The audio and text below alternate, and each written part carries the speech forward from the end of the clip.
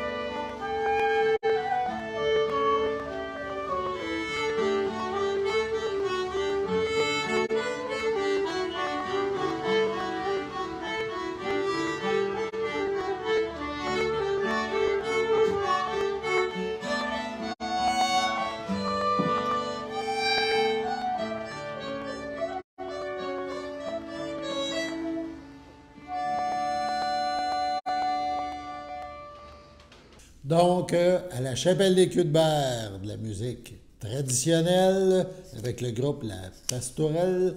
Donc, c'est ce jeudi, 5 à 7, c'est gratuit.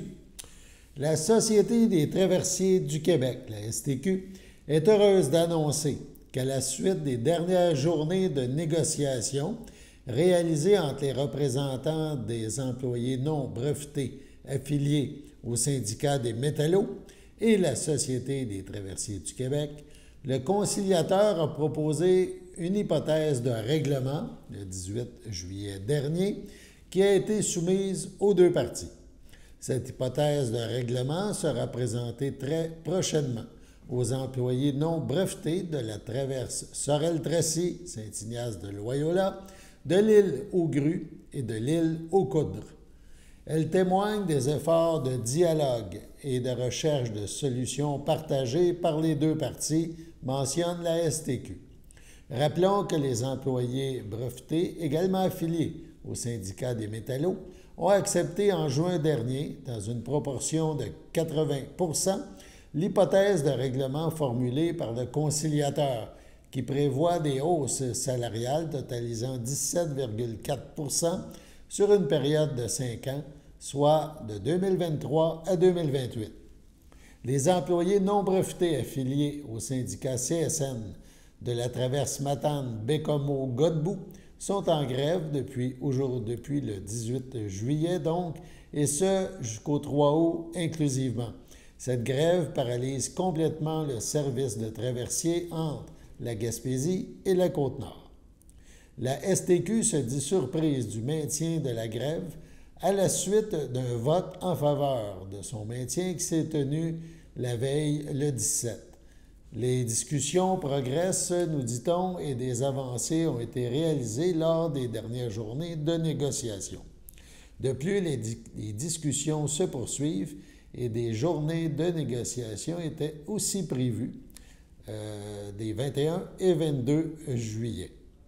La STQ déplore le maintien de la grève qui a un impact sur la population, sur l'industrie touristique régionale, et ce, pendant les vacances estivales et les semaines de la construction. La STQ demeure disponible pour négocier dans l'objectif de parvenir à une entente le plus rapidement possible, peut-on lire dans une communication envoyée aux médias. La STQ mentionne ne faire aucun autre commentaire à propos des négociations en cours.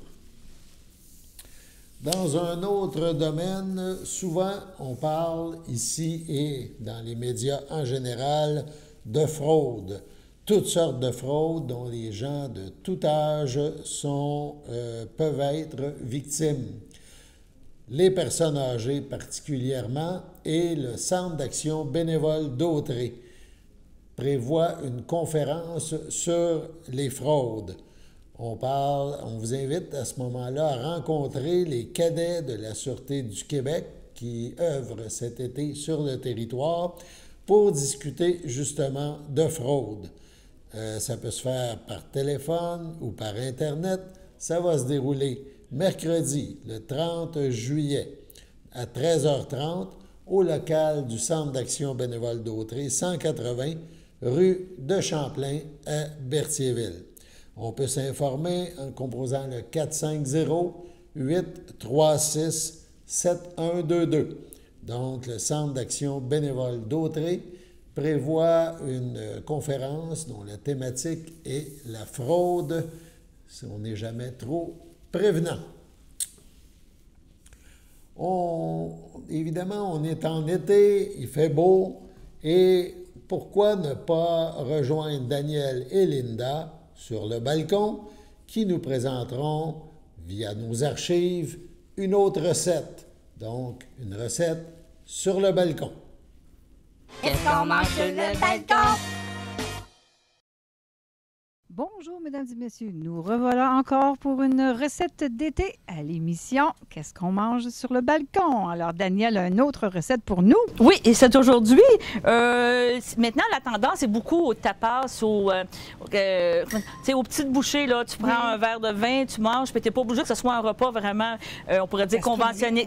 Ça peut être gastronomique, mais moins conventionnel, dans le sens avec un entrée, plat principal. Ça, souvent, maintenant, c'est des petites bouchées que tu peux prendre sur le bord du patio avec des amis, avec des alcools.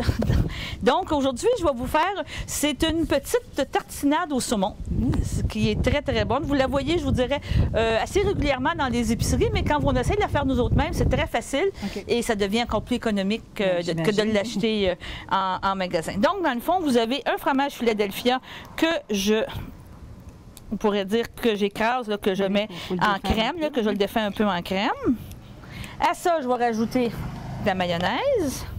Donc, il va devenir un petit peu plus, on pourrait dire, onctueux. Donc, on va avoir une... On va tasser ça un petit peu. On va y donner un petit peu d'onctuosité.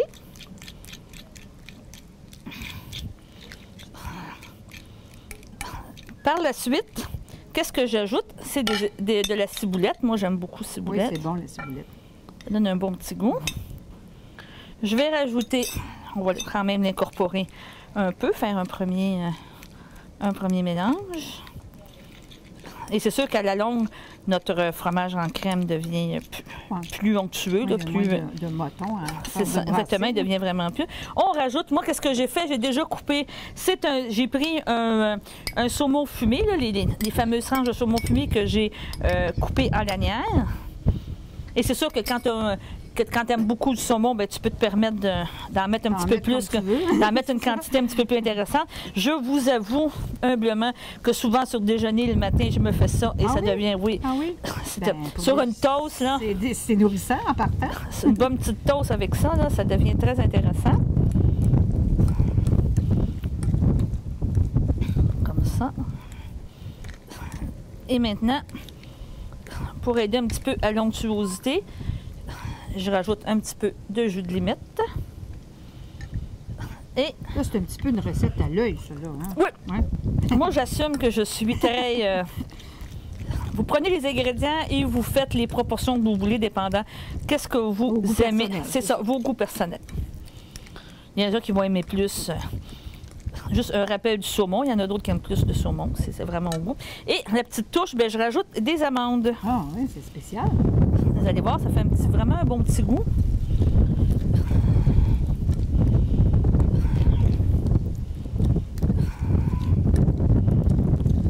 Donc, vous avez le mélange qu'on peut, je m'en ai dit, laisser reposer au frigo facilement.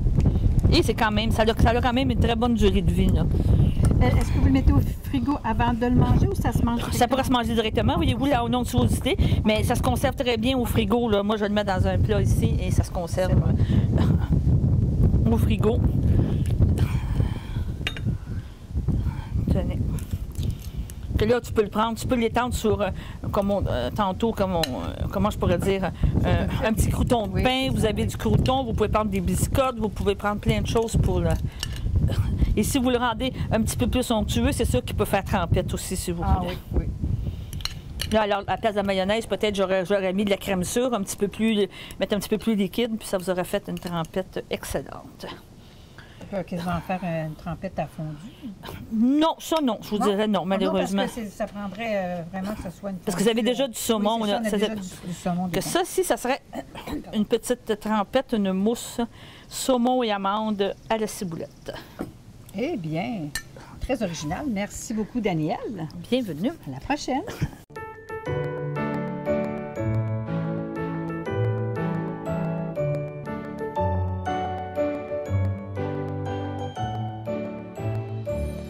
En ce 23 juillet, le grand livre des anniversaires de CTRB compte une page vide, mais peut-être est-ce votre anniversaire, chers téléspectatrices, téléspectateurs. Si c'est le cas, eh bien, toute l'équipe de CTRB vous souhaite bonne fête.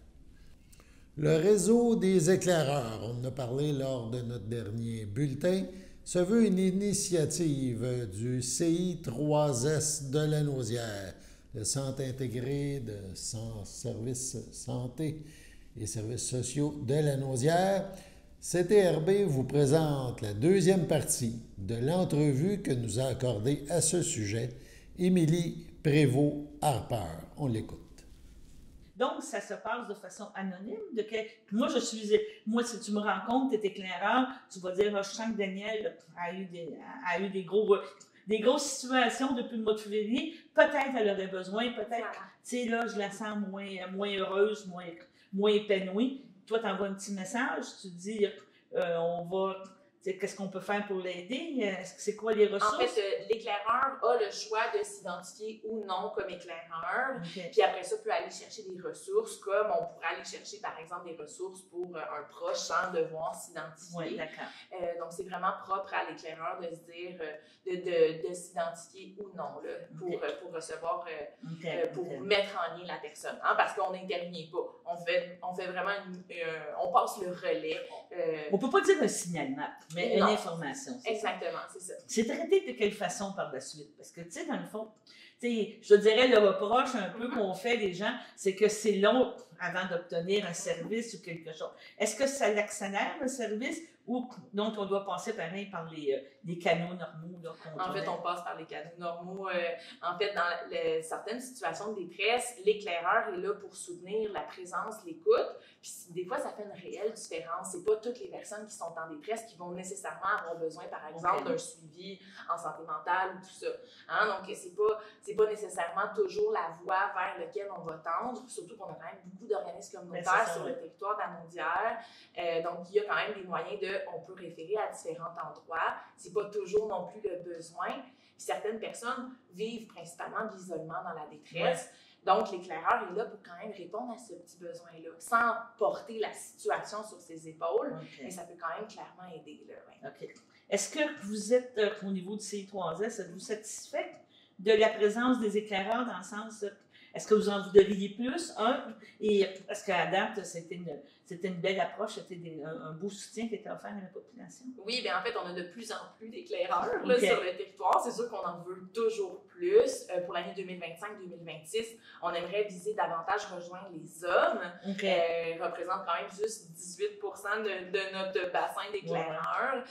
On essaie aussi de rejoindre plus les entreprises. Hein? Donc, on a beaucoup d'organismes communautaires qui sont formés, là, donc tant les intervenants que les membres, même des fois les conseils d'administration, mais on recherche aussi beaucoup plus d'entreprises qui veulent être formées. C'est un peu comme les secouristes, exactement. Je pense que les entreprises, en fait, il y a beaucoup plus d'hommes dans les entreprises. Les hommes sont beaucoup plus au travail plutôt que, par exemple, bénévoles dans des organismes communautaires ou fréquentent des organismes communautaires. Donc, c'est sûr que quand on veut rejoindre davantage d'hommes, c'est pour ça qu'on vise un petit peu plus les entreprises dans lesquelles on a quand même des grandes entreprises dans la Naudière qui sont majoritairement composées d'hommes. Donc, voilà, c'est un peu ça. Ouais. Donc, c'est un programme qui est encore actif. Tantôt, tu disais que tu es en recrutement, tu en veux plus. Comment on peut faire pour devenir éclaireur? Comment on peut faire? En fait, sur notre site Internet du réseau d'éclaireurs du site de la Naudière, en fait, il y a un formulaire d'inscription, donc on peut directement s'inscrire. Donc, soit un citoyen qui a envie d'avoir la formation, ou sinon un organisme qui peut aussi... Une entreprise. Une entreprise, un organisme, ou même une municipalité, une ville. Donc, ça peut passer directement par là, puis on se rend compte, on regarde un peu aussi c'est quoi les besoins, hein, parce que chaque milieu a ses besoins, a ses particularités. Donc, on voit un peu aussi c'est quoi le travail, la mission, les valeurs de l'entreprise, etc. Donc, on s'adapte pour pouvoir offrir la formation aux employés. Parlant de la formation, est-ce que c'est donné à date fixe ou c'est des formations personnalisées? Tu me parlais. C'est toujours personnalisé. C'est toujours personnalisé. Ouais. Puis on se déplace dans les milieux. Donc, par exemple, on se déplace, par exemple, dans les organismes pour le donner aux membres. C'est une date qui est déterminée avec, par exemple, la direction pour tout harmoniser, tout ça. Ouais. Et c'est bien reçu par les gens quand tu reçois un certificat, tu reçois un diplôme d'éclaireur, comment ça fonctionne? Tu n'as pas une badge, je suis un éclaireur? Non, c'est ça. En fait, comme on ne veut pas nécessairement que l'éclaireur s'identifie, on n'a pas nécessairement de collant. Hein? Mais, bonjour, je suis éclaireur. Oui, exactement, parce que l'éclaireur, des fois, il peut avoir un moment qui n'est pas disponible Ok. parce que lui-même peut vivre aussi une situation de vulnérabilité dans sa vie. Donc, on ne veut pas l'imposer à dire hey, « je suis éclaireur, donc je fais un accompagnement, mais je suis peut-être pas disponible. »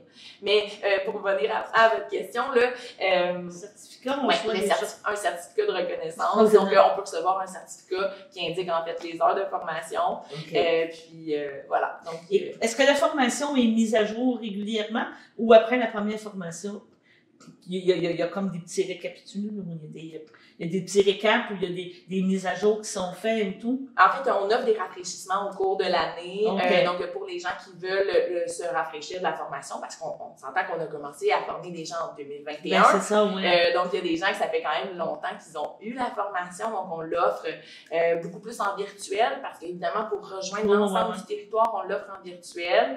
Mais il y a aussi des organismes qui veulent un rafraîchissement. Donc, là, on Puis les fait ressources des plans. aussi changent, évoluent au fil des années, tout ça. Donc, dans le fond, c'est un offre de service merveilleux que vous offrez à la population. Justement, comme tu dis, qui était moins connue, puis c'est volontairement qu'on fait ça. Mais aujourd'hui, on va en avoir parlé. Je pense que c'est important de connaître cette ressource-là. Puis j'imagine que les gens, donnent leur bénévolat, leur chose, au gré de pas de leurs besoins, mais de leur disponibilité. Voilà. C'est un petit peu ça, là. C'est sans engagement. Donc, c'est vraiment, on prend nos outils, on les utilise, ou sinon, on fait juste les garder pour nous, puis on peut les utiliser aussi pour nous, parce Oui, je que comprends. des techniques de détresse, mais ça peut être très utile pour s'identifier. La moyenne d'âge de tes éclaireurs, c'est quoi, de 18 ans à 90 ans? Est-ce que tu le sais ou je te mets en boîte, là? Je veux pas te mettre en boîte. Pas de problème. En fait, on a nouvellement, en 2024-2025, on a commencé à former des jeunes de 14-17 ans, donc c'est Ok. sûr qu'on a comme un peu rajeuni notre Bon, mais moyenne. moi, c'est ça, c'est bien. On a rajeuni notre moyenne, mais je dirais que c'est environ un plus 40-50 ans. Là. Faut qu'il y ait une expérience de vie, faut que tu aies connu un petit peu. Non? Il n'y a pas nécessairement de préalable, je dirais. Il n'y a pas de préalable, en fait, à avoir la formation. C'est vraiment toute personne qui a envie d'avoir la formation, d'être plus outillée.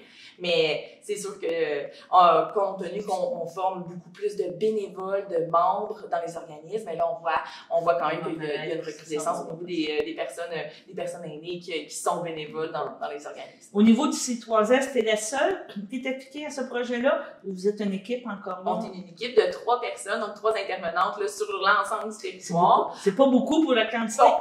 C'est beaucoup de travail. J'imagine que éventuellement, ça serait bien de rajouter aussi à ce niveau-là. Oui, c'est ça. D'autres ressources, mais c'est sûr qu'on se divise les MRC.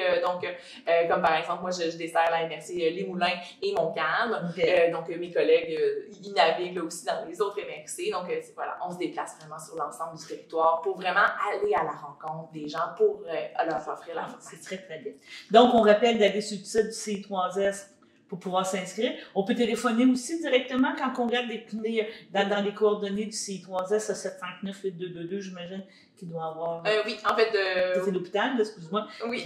C'est le numéro du C3, le numéro de la ville d'Avelterie, j'imagine que vous êtes impliqué dans ça. En fait, le numéro de téléphone pour nous rejoindre, là, c'est le 579-593-43-69. Bon, c'est ça qu'on va marquer. Bon, je te remercie beaucoup. Puis on va parler de ça fortement. Merci. Merci beaucoup. Merci. Sur ce, passons à la pause.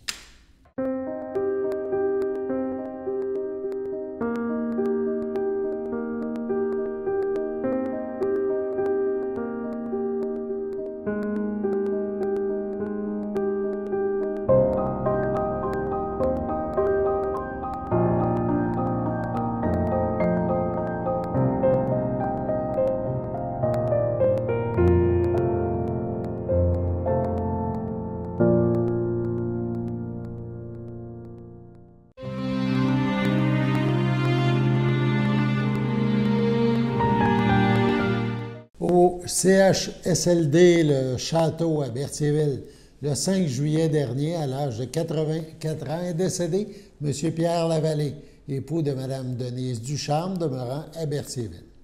Il laisse dans le deuil outre son épouse, ses frères, sœurs, beaux-frères et belles-sœurs, Marielle Lavallée, feu Réal Joly, Michel Lavallée, feu Claude Bellemare, Hélène Grégoire, feu Bernard Lavallée, Serge Lavallée, Thérèse Grégoire, Louis Lavallée, Huguette Prévost, René Lavallée, feu Jean-Yves Mousseau, Richard Lavallée, Gisèle Tremblay, Paul Lavallée, Louise Lessard, Sylvie Allaire, feu Jacques Lavallée, Diane Lavallée, Bernard Dupuis, feu Joanne Lavallée, Daniel Lavallée, feu Philippe Ranger, Sylvie Lavallée, Stéphane Love, Luc Ducharme et François Ducharme, ainsi que plusieurs neveux, nièces, autres parents et amis. La famille vous accueillera samedi 26 juillet de 13 à 15 heures au complexe funéraire F. Thériault, 741 rue Notre-Dame à Berthierville. Suivra une liturgie de la parole à la chapelle du complexe à 15 heures. M. Lavallée sera inhumé au cimetière de Berthierville à une date ultérieure. Au CHDL de Saint-Charles-Borromée, le 1er juillet, à l'aube de ses 80 ans, est décédée Mme Gisèle Laforêt, conjointe de feu M. André Laganière, demeurant à Saint-Ignace de Loyola. Elle laisse dans le deuil ses frères, sa sœur et ses belles-sœurs.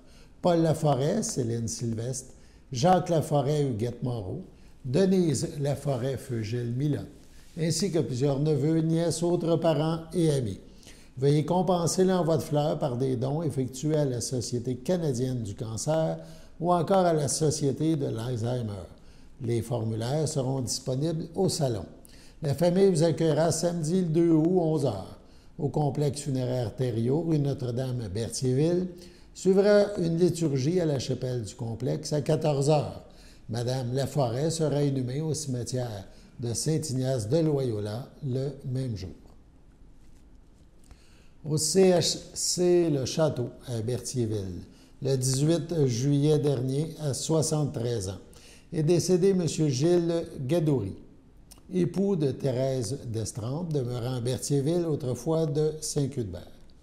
Il laisse dans le deuil, outre son épouse, ses fils, Steve Gadouri, Stéphanie Laporte, Michael Gadouri, Hugo Gadouri, Mélanie Beauregard, ses petits-enfants, Joanny, Jessica, Samuel, Mathis, Nathan et Océane, ses frères, sœurs, beaux-frères et belles-sœurs, Marcel Gadouri, Micheline Gravel, René Gadouri, Louise Paradis, Jacques Gadouri, Joanne Girard, Denis Gadouri, Céline Léveillé, Cécile Gadouri, Yvon Girard, Yvon Gadouri, Louise Léveillé, Manon Gadouri, Serge Frenette, feu Brigitte Gadouri, Françoise Coutu, feu Richard Gadouri, Jacqueline Destrempe, Benoît Lambert, Nicole Destrempe, André Dumontier, Carmen Destrempe, Dominique Fontaine, Daniel Destrempe, Roger Plante, Jean Destrempe, Sylvie Cuérier, feu Cécile Destrempe, feu Jean-Marie Drainville,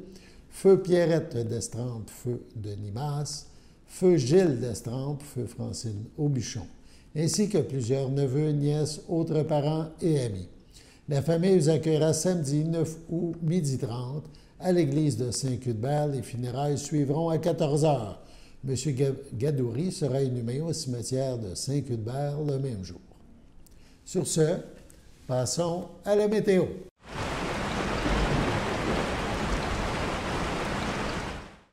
Bienvenue à votre météo avec Théo. Aujourd'hui, mercredi soir, il y aura une température de 23, un ressenti de 26 ainsi qu'un ciel variable. Pour mercredi nuit, il y aura une température et un ressenti de 18 ainsi que des risques d'averses de 1 mm de pluie. Pour jeudi matin, il y aura une température de 21, un ressenti de 23 ainsi que des risques d'averses de 1 mm de pluie. Pour jeudi après-midi, il y aura une température de 31, un ressenti de 40 ainsi qu'un ciel variable. Pour jeudi soir, il y aura une température de 30, un ressenti de 38, ainsi que des risques d'orage fort accompagnés de 1 mm de pluie. Et pour finir, jeudi nuit, il y aura une température de 22, un ressenti de 27, ainsi que des risques d'orage avec 1 mm de pluie. C'était tout pour votre météo.